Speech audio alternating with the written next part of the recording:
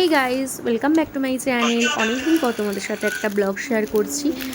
ভিডিওটা অনেক দিনের। তো সেদিন সকালবেলা সোমবার ছিল দিনটা, একটু ব্রেকফাস্ট আমার আর মনে হচ্ছিল না যে করে খাই।